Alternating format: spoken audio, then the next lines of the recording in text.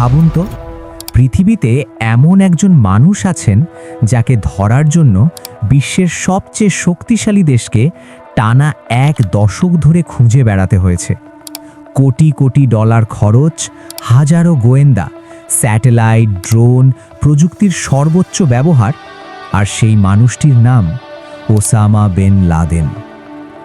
আজকের ভিডিওতে আমরা জানব কিভাবে এক ধনী সৌদি পরিবারের ছেলে পরিণত হয়েছিল বিশ্বের সবচেয়ে মোস্ট ওয়ান্টেড মানুষে, এবং শেষ পর্যন্ত কিভাবে তাকে খুঁজে পায় ইউনাইটেড স্টেটস।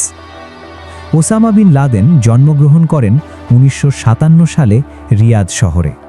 তার বাবা মুহাম্মদ বিন লাদেন ছিলেন মধ্যপ্রাচ্যের অন্যতম বড় নির্মাণ ব্যবসায়ী।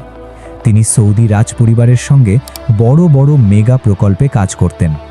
একজন সাধারণ ইয়েমেনি অভিবাসী থেকে তার পরিবারের উত্থান হয় সৌদি আরবের অন্যতম ধনী পরিবার হিসেবে।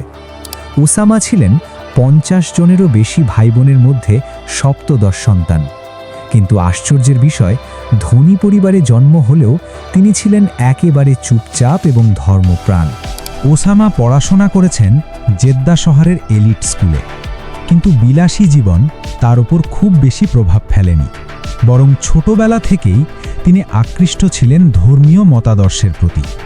ঘোড়ায় চড়া, শিকার করা, মরুভূমির কঠিন জীবনযাপন, এসব তাকে অন্য ভাই বোনদের থেকে আলাদা করে তুলেছিল। কিন্তু তার জীবনের মোড় ঘুরে যায় 1980-র দশকে। 1979 সালে শুরু হয় Soviet Afghan war. Soviet Union আফগানিস্তানে সেনা পাঠায়।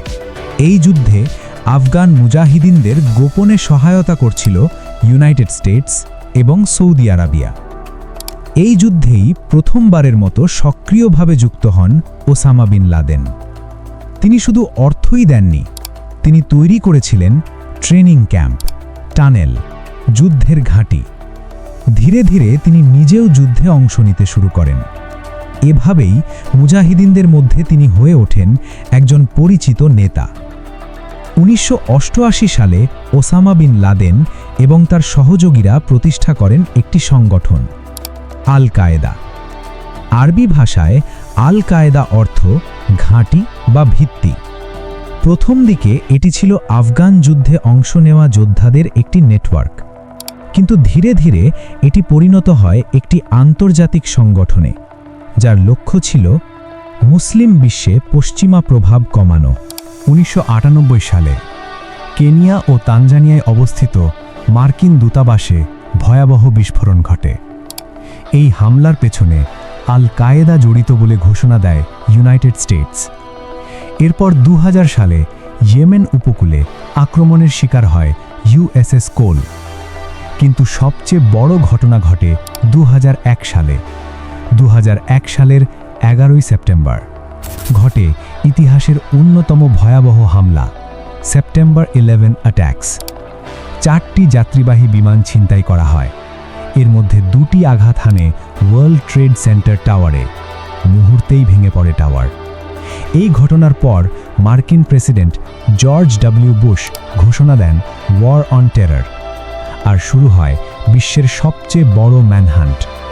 2001 থেকে 2010 মার্কিন গোয়েন্দা সংস্থা সেন্ট্রাল ইন্টেলিজেন্স এজেন্সি এবং ফেডারেল ব্যুরো অফ ইনভেস্টিগেশন টানা খুঁজে বেড়ায় ওসামা বিন লাদেনকে। অবশেষে একজন বার্তাবাহককে শনাক্ত করা হয়, আবু আহমদ আল কুবাইতি। তাকে অনুসরণ করেই গোয়েন্দারা পৌঁছে যায় পাকিস্তানের এক শহরে, অ্যাবাটাবাদ। 2011 সালের 1 মে রাত পাকিস্তানের আকাশে নিঃশব্দে উড়ে আসে 2টি হেলিকপ্টার। তাতে ছিলেন মার্কিন বিশেষ বাহিনী সিল টিম 6। এই অভিযানের নাম ছিল অপারেশন নেপচুন স্পিয়ার। মাত্র 40 মিনিটের অভিযানে শেষ হয়ে যায় 10 বছরের অনুসন্ধান। সেই রাতেই নিহত হন ওসামা বিন লাদেন। পরে মার্কিন প্রেসিডেন্ট বারাক ওবামা ঘোষণা দেন, জাস্টিস হ্যাজ বিন ডান। তার মৃত্যুর পর মার্কিন কর্মকর্তারা জানান, ইসলামী রীতি মেনে 24 ঘন্টার মধ্যেই সমুদ্রে দাফন করা হয়েছে তার দেহ। কিন্তু এই সিদ্ধান্ত নিয়ে আজও বিতর্ক রয়েছে। সত্যিই কি সব কিছু যেমনটা বলা হয়েছিল ঠিক তেমনই ঘটেছিল, নাকি এর পেছনে লুকিয়ে আছে আরও অনেক অজানা রহস্য? আপনার মতে ওসামা বিন লাদেনকে খুঁজে পাওয়ার এই অভিযানটি কি ছিল সম্পূর্ণ স্বচ্ছ, নাকি এখনও রয়েছে অনেক অজানা প্রশ্ন? কমেন্টে আপনার মতামত জানান। আর এমন ইতিহাস ভিত্তিক ভিডিও পেতে চ্যানেলটি সাবস্ক্রাইব করুন।